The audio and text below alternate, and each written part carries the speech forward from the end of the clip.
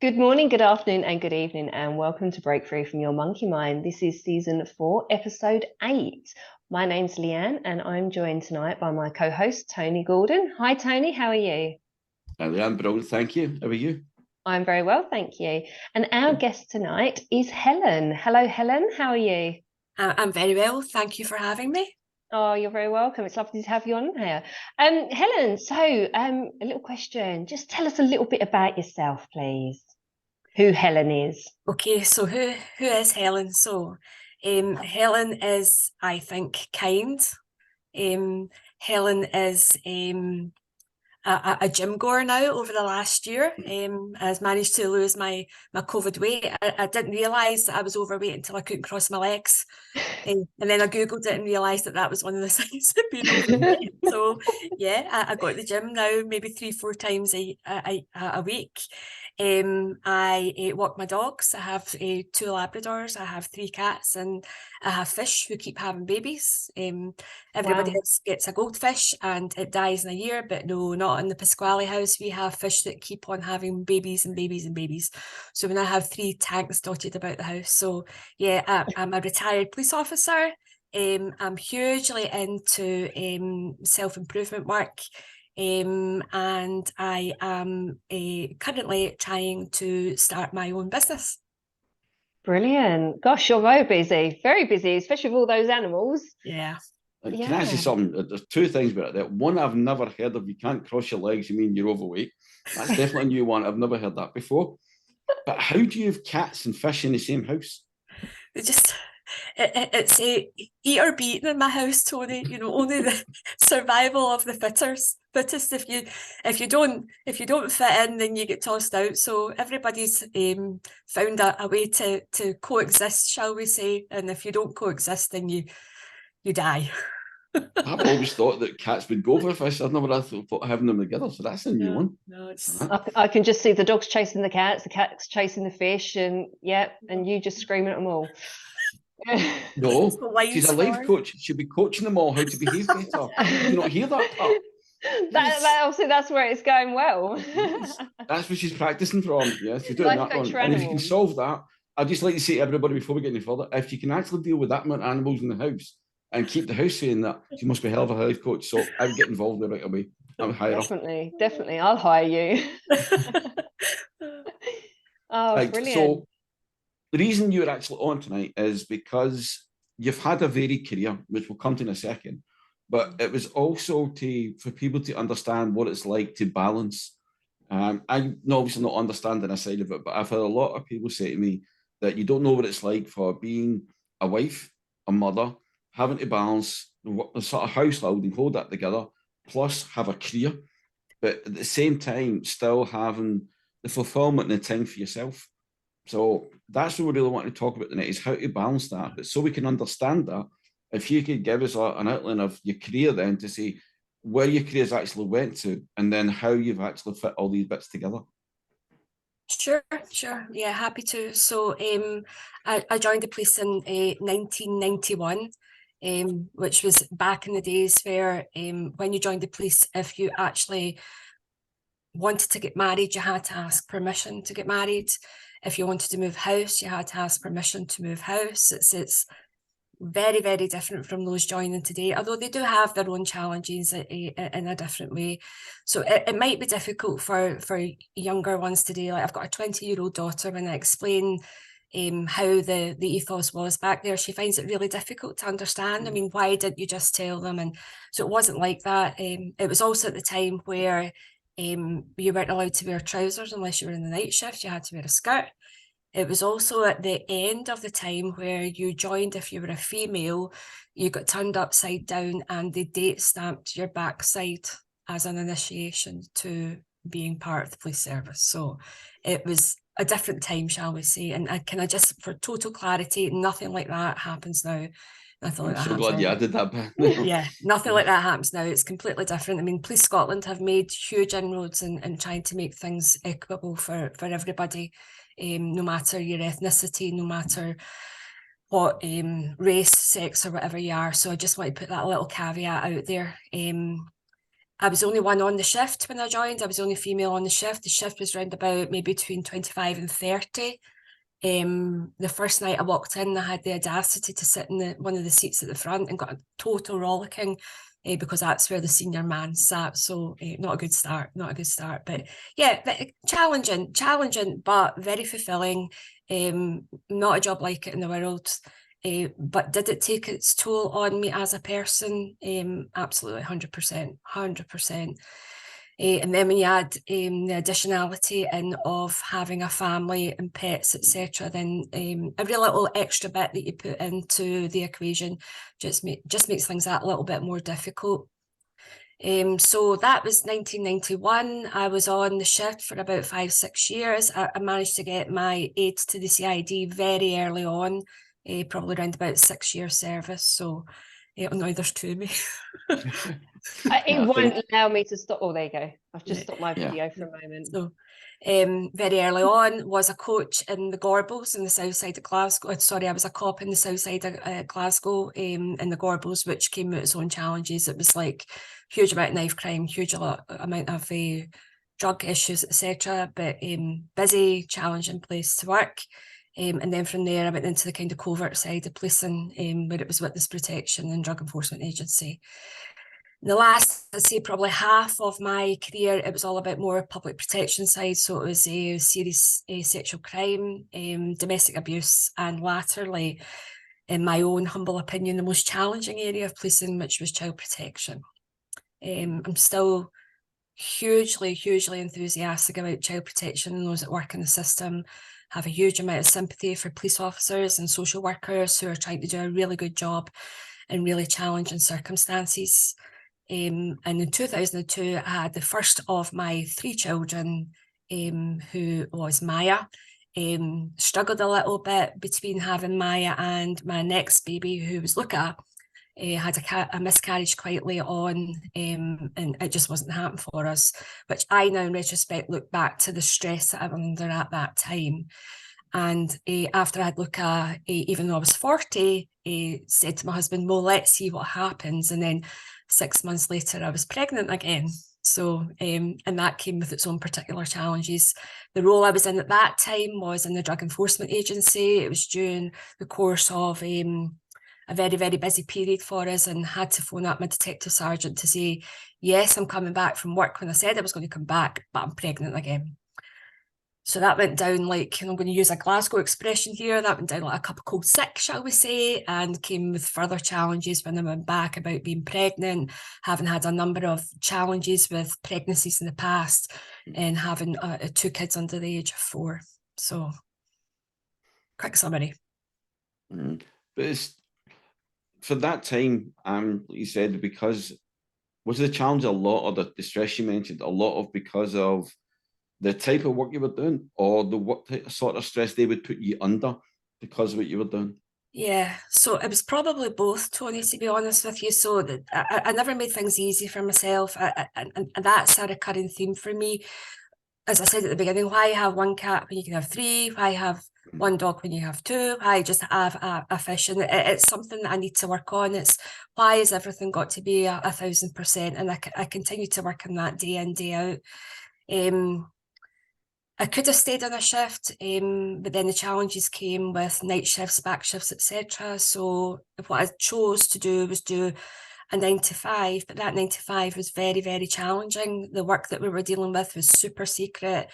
Again, females, I think I was the only one, or maybe there was another one towards the end in the department that I was working in. So again, and nobody really, I don't think any of the guys, despite the fact that they had families, understood the different roles that you have as a working mum and a working dad. And I might be speaking out of turn here, I don't know, maybe things have moved on in the last few years, but I still think that's quite prevalent. I do think that there is a huge difference between a working mum and a working dad. I think mums carry the burden of the responsibilities. Even now, my kids are 20, 16 and 15. My husband's great, he's hands-on with loads of things in the house, but when it comes to organising the kids, that's always been my job and will always be my jobs now that, you know, they're nearly out of the house now. So, Well, just from a perspective of that, is it a mother's instinct you think that happens? Or do you just think it is a sort of either social-cultural or a generational thing that the males, yeah, will do other things now? Because people talk about there's like modern man, so they'll do more things around the house, do everything. Most of the things people say to me, I don't understand because I think that's normal to work as part of a couple. To me, that means you work as part of what is like a partnership, a team. You help each other. But when it comes to the children, is it because the mother instinct, as in like I want to be the one, or is it just the fact to say the social cultural, generational that males don't help as much with that? I think it's probably both. I mean, speaking from my own personal situation, my husband's self-employed. He got made redundant after a long time in the kind of pensions industry and went self-employed. And at times there was no work close to home. So not only was I juggling 3 kids and fairly responsible job, he was working away from home. It also comes down to my own personality. I'm a little bit of a control freak. So, you know, at times I know for a fact that Louis has tried to add value or help and in reflection, now that I've had time to catch my breath since I retired and I look back, I probably didn't allow him to do that. And I did find it quite strange at times where you would speak to guys in the shift and say, oh, you don't do this, so you don't know. Yes, I do. Yes, I do. And then there would be a night out and you would speak to their wives and they'd be like, no, he doesn't. He does. No way does he do 50% of the job. So I think it's multifaceted. I think that personalities come into play as well. You know, I'm a control freak. Louis was working away from home. But I do think back in the day, 20 years ago, it was very much expected that, you know, as a wife, mother, you kind of organised the house, you were in charge of make sure the kids were sorted, etc. I do think things have changed slightly now, but there still is elements of that without a shadow of doubt. No, I agree because it's working. I come from a corporate background as well, so working with teams are mostly female. Last team fight I was in was only male. I was in the team at 6. And it was something that was talked about a lot. And I said, I find it quite difficult to hear sometimes. I thought they're just whinging about their partners or husbands and that. But the more I've heard since I've actually left there and worked with clients, and I'm hearing the same thing, you realise I find it difficult because the way I was brought up was to help more in the house because my dad was the opposite. I admit that. My dad never helped really in the house at all. My dad's role to him was the breadwinner. And he was like, my mum did everything. And that's why when you come out, I thought it was a great thing to hear because I always wondered how she balanced it. How did she balance? Because she wanted to work. She was quite proud that way that it wasn't just to work for her. I think it was sanity to me, to be honest, looking back now. She needed that time out at her job or doing something to get away probably from all of us. Having 3 kids, the dog, having all you say in the house. She had so much for that to look at. But you had something more even than she had. And that was the type of work that you've mentioned that you do. So the difficult thing, me understanding one thing is, it's great about the balancing and how you've managed to do it. I said, I put my hands out. I don't know how you managed all that. But how did you leave that stuff in work and not bring it home to a family of 3 young children? So there weren't clear lines, you know, it was the lines were very, very blurred, particularly when I was in child protection, which I stay in East Kilbride. I worked down in Blantyre, so it's about 11 minutes in the car. So there were times when Lou was working away and you would have a serious sexual incident come in, maybe about, and I always had this horrible feeling in the pit of my stomach round about, you get something that came in about 11 o'clock in the morning. And I knew from the minute it came in, there was no way I was finishing time. So you were constantly trying to do that juggling. Who can I phone? Pick up the kids. My dad was really good. Louis' mum and dad were really good. But again, they were a little bit older by this time. So the minute that incident came in and you were trying to, you know, run it as a senior investigating officer, but in the back of your mind all the time was, what am I going to do with the kids? What am I going to do with the kids? And there was a number of occasions when I had to say to my team, right, you go and take that statement, you go and secure that crime scene, you go do this, you go do that. I'll be back in half an hour, and have to go and get my kids from the childminder and bring them back down and sit them in my office whilst I was running a rape or an attempt murder or whatever it was. What sort of impact did that have? Sorry, Helen, what sort of impact did that have on your children? Yeah, so bizarrely at the time I was like, oh, it's fine. They've got a comic and they've got a juice and they've got a chocolate bar, so they don't normally get that before dinner. They're quite happy. But now that I've left, and Tony had me do an exercise during some of our sessions, which asked my oldest daughter to give me some feedback about what I did well, what she would change, and if I was an animal, what kind of animal I would be. And most of the feedback from Maya was absolutely lovely, but there was one bit which was, I wish that you hadn't worked as hard and you didn't spend so time at work. And when I read it, I was absolutely gutted, because I had this, I don't know, this version of what's happened in the past as I'm not being impacted, but clearly they were. And even now that I've been retired for over a year, the fact I'm able to get up in the morning and do their sandwiches, iron their shirts and get them out of the door, they speak about it all the time. They talk about how good it is that mums here, you know, and they're 15 and 16. They're not exactly babies anymore. But the last year has been amazing. It's just been so good to actually be there as a mum. And as I say, Leanne, at the time, I wasn't aware it was having an impact on them, but it clearly was. Because you had obviously your stress levels as well. You know, you're taking on everybody else's obviously issues that you're dealing with in the police force. Your stress issues have got to have that bounce back effect. So did they ever suffer with obviously how you were feeling, or if you had my dad was a paramedic in London, so he was very much on hand when it comes to like the London bombings and everything like that.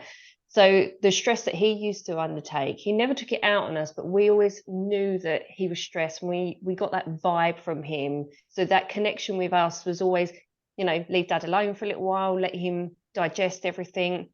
But that was dad. But as a mum, like you said before, it's a lot different because your children are more connected to you being the mum. I know myself, I've got a little boy, and if I'm stressed, he feels it. So how is your children with that? Yeah, so I suppose one thing that springs to mind, which I do find quite funny, bizarrely as well, is that there was one night I came in, I'd picked him up from my mother-in-law's. I'd been a little bit later. And again, not making things easy for myself, I would never buy a microwave meal. I would come in and I would make proper food. So I was dashing about the kitchen, and I think it was Luca that said, Mummy, why do you walk so fast when you're in the kitchen? I said, what do you mean? And he was like, you're like this, whoa, whoa, whoa, whoa, whoa, whoa, backwards and forwards, kind of thing. And I thought, you know, I'm not connected with them in any shape or form when I'm doing that. I'm just in feeding mode. I'm not asking them about their day. I'm not asking them about what's went well, what's not gone well. And there was Maya in particular, when you're just a new mum, I used to pick her up when I was taking her home from my mother-in-law's. She used to scream in the back of the car on the way up the road. Now, at the time, I'm thinking, well, she's obviously getting spoiled during the day or blah, blah, blah. But I think it was probably her picking up on that stress and tension of going from this laid-back situation where she's been with, as we call her, Tiny Gran. She's a wee Italian woman, so we call her, she's been with Tiny Gran in that nice, calm, safe place all day. And this mad woman's come running in, scooped her up, got all her gear together, shoved her in the car, zoomed up the road at 1,000,000 miles an hour, and it's not connecting with her. So probably, even though I thought I was doing a good job, and I was doing a good job, but there were things that the kids would absolutely have been picking up on that I wasn't aware of. Yeah, so you know what you've got is a fantastic career, and juggling your children, which is obviously your main priority. It is finding that balance, which is so difficult. It really is difficult. Yeah. So hats off to you. Thank you. But just to clarify something people might not understand, you were talking earlier about the shifts you were doing, and then you said about a 9 to 5 job, but you said that a bit there, I was the senior investigating officer. So if anybody doesn't understand, what was your actual rank? So I was a detective inspector. Right. So that brings a lot of extra stuff. Even you were talking about being on one of the shifts and everything. So being a police officer is a hard enough job, but you're talking about being a detective inspector in charge of these areas. You weren't just working in them. You were actually in charge of these areas. So you've got that added responsibility to your own staff that are in the area as well as your own family. Yeah. Did that ever cross over? Like you said, with the mother instinct from your own family, but did you ever take that into your actual job then, and actually did that come over within your actual group that you worked with? Yeah. Oh, 100%, 100%. And my team were my life to outside my kids. I would have done anything for my team. Nobody ever asked for time off and never got it. Nobody ever asked for help with the promotion forms or what we called mock panels and never got it. I wrote a number of their forms more or less from start to finish, because that, even though I knew they were good and could be a good sergeant, some people are not just good in paper. 100%. My team, I'm very proud of what I accomplished when I was at Blantyre. When I arrived there, it was in a state of flux, shall we say. The previous person who was in the role just had a different way of working from me. And it maybe worked for some of the team, but I know for a lot of the team, they found it really challenging. That even the offices were dirty, unkempt, disorganised, blah, blah, blah. And some people, maybe didn't suit them, but the majority of folk, there was real rigour, structure, support, and I would have done anything for anybody in my team without a shadow of a doubt. And one of my main roles I seen was helping the next one in line. If you want promoted, if you want to move on, if you want to go to a different job, then I'll do whatever I can to assist you. Even though at times you were maybe losing one of the key members of staff, it was very important to me that you had that kind of role, that you were helping them to achieve what they wanted to do. When you were talking about the time with your kids, then, because you said, when you explained that and how you adapted what you had to do for everybody that worked with you, so they all got to see it like the mother and supposed side of you, but the organisational side of you, that they also were, I presume, seeing if they stepped out of line, something could be a wee bit tougher, the sort of discipline side as well, because you had to make sure they all done that. Oh, look at that face. Yes. Anybody that's just on listening to this on the podcast side, you should have seen Helen's face, and I mentioned about discipline. Yeah, so I take that as a yes then. Yeah. But you could do all of that with them. Did you ever do that with your kids then? Because what you're having to do with the ones in work, did you take that sort of management style to try and balance it with your children at home? Yeah, so the rule of thumb in our house, Tony, is firm but fair. If anybody stepped out of line, then there were consequences, absolutely. But I was always very, very careful to try and balance that with, when they did something that I saw as being good or kind or whatever, attention was brought to that as well. And that's probably in reflection to my own upbringing, which was probably the exact opposite. It was pointing out everything that you'd done wrong, quite physical at times if you had done something that was perceived as not being right. So I was really, really careful when I had my own kids that kind of parental style wasn't carried forward into the upbringing of my own kids. But firm but fair, you did something well, then you absolutely, sometimes probably bought too much for them, if the truth be told, when I look back. But there was always acknowledgement of the things they'd done well, but by the same measure, woe betide you if you were told to do something you didn't do, or you were unkind to your sister or your brother or whatever, to the extent that even now, even though they're teenagers or whatever, they don't get their pocket money unless the rooms are cleaned, and they've all got part of a room to do each in the house. So, yeah. That definitely gives them structure, though, as they're getting older. I mean, I'm very much the same with my little boy, which I've spoken about in the podcast before, but he's 3, and everyone says to me it's very military around your house. Everything's in line and in order when it comes to him, but he loves it. He loves that structure. And I look at other children and I think having... Yeah, I'm having a few issues, I think, tonight. Yeah. Shame, it doesn't normally happen. It's the first time I've actually had that bit on it.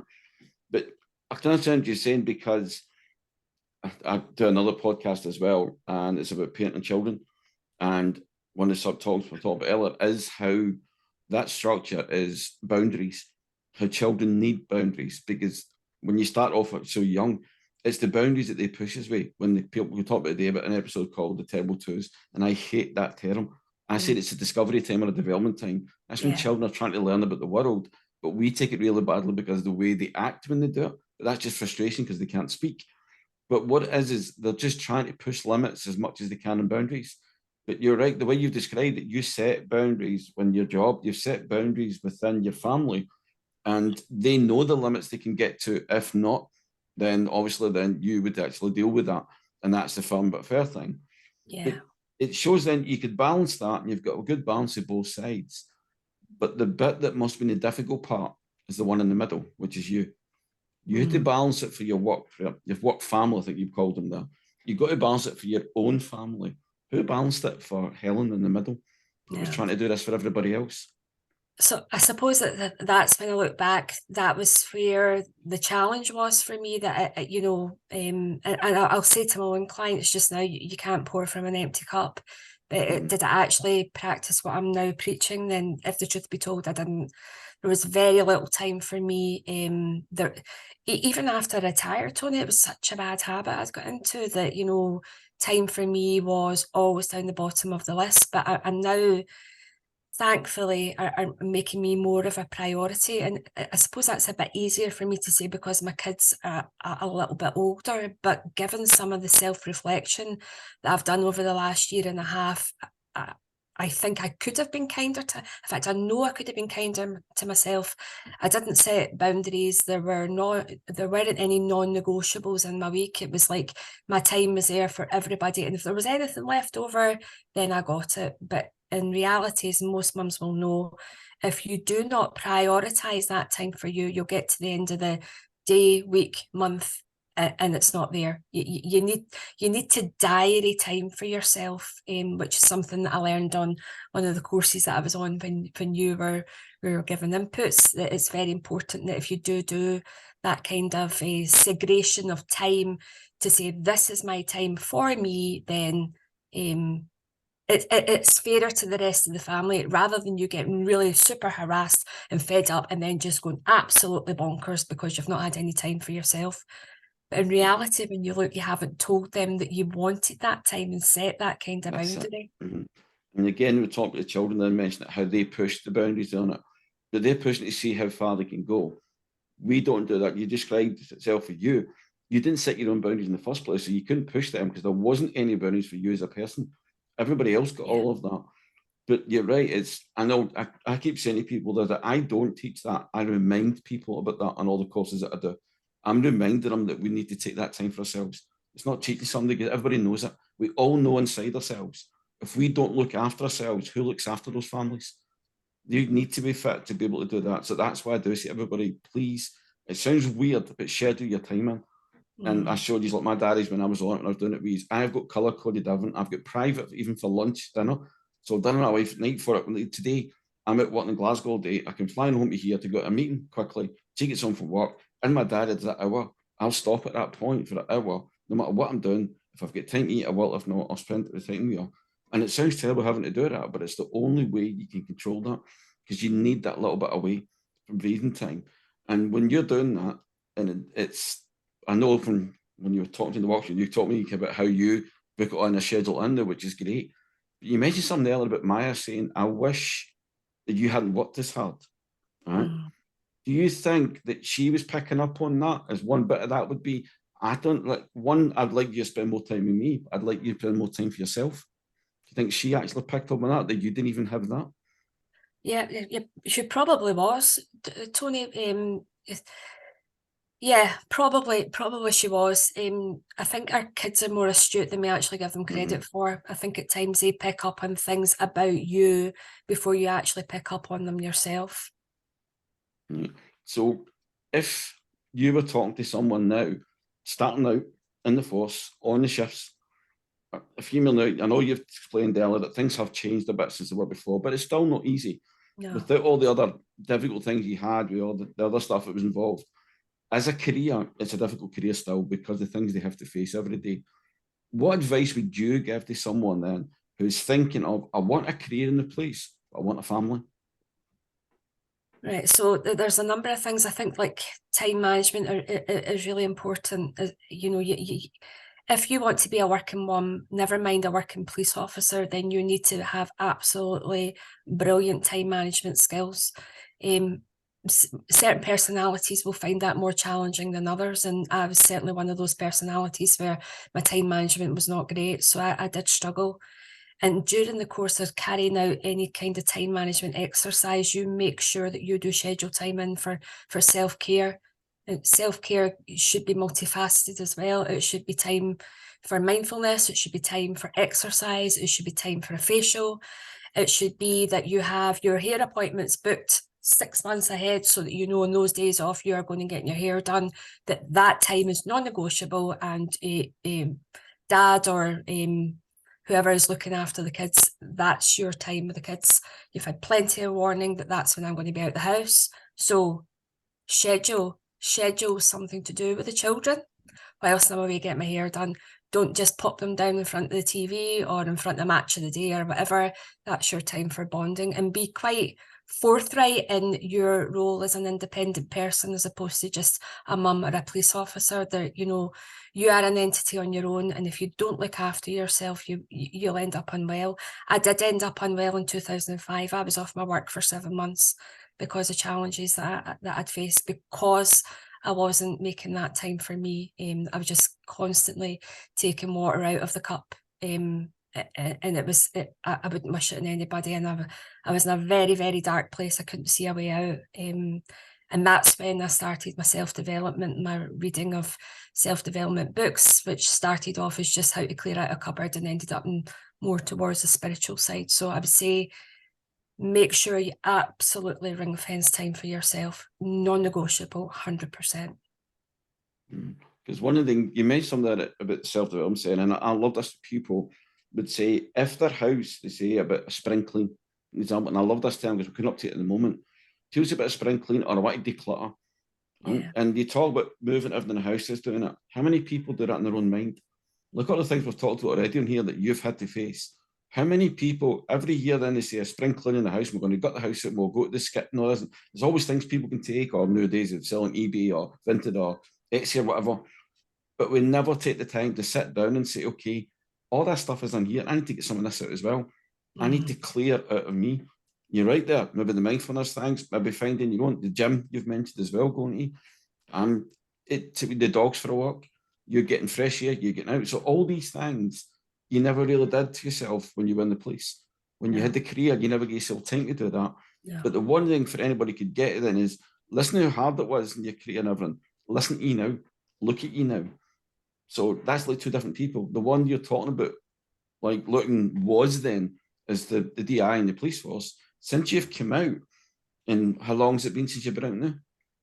It was September 2021 I left, so we're heading towards. So you're talking about less than 2 years, 18 months of that you've been out, right?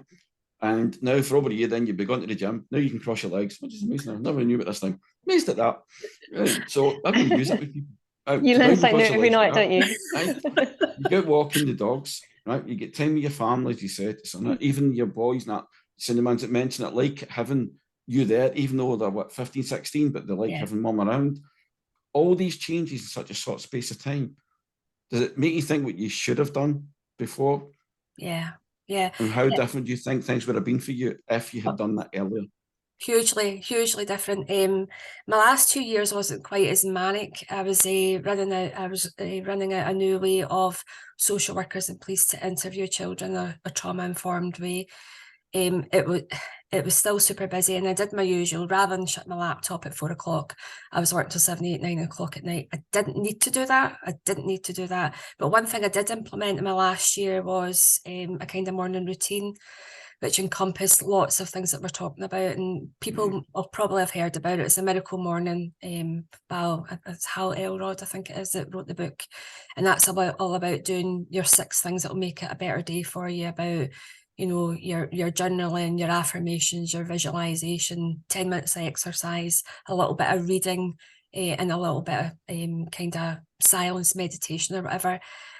If I had managed to implement that during the years of the total bedlam, then I don't think my stress levels would have been anywhere near what they were, because it was that time in the morning where you just put everything in perspective, you know, and that was a non-negotiable. That was, I'm the DI at Blantyre. My door is going to be shut for the next half hour. Do not disturb me. And that was me just getting what I used to call it was I'm going in to get snug. I used to call it that. It's like a thing that Lewis Hamilton kind of refers to before the beginning of a race. You get snug.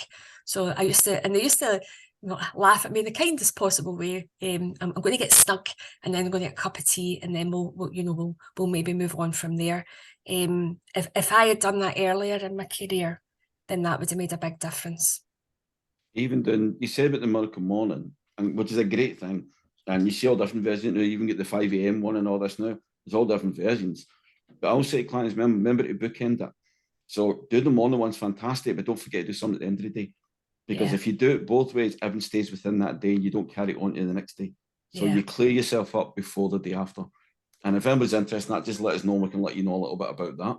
But the reason I was asking Emma, can you look back on it and what you do different, is because you mentioned at the beginning, and I think your words were, I'm trying to become a life coach. I knew I was Something going about that word I don't really like it. And I can't remember what it is, but there's a word there I don't like. Right. It's only me that's Helen trying. is a life coach for anybody that's listening now. Okay, she is a life coach. She's actually a brilliant life coach.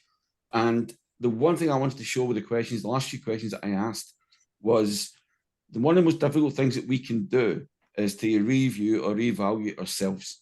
Look back and say, can we admit where things went wrong?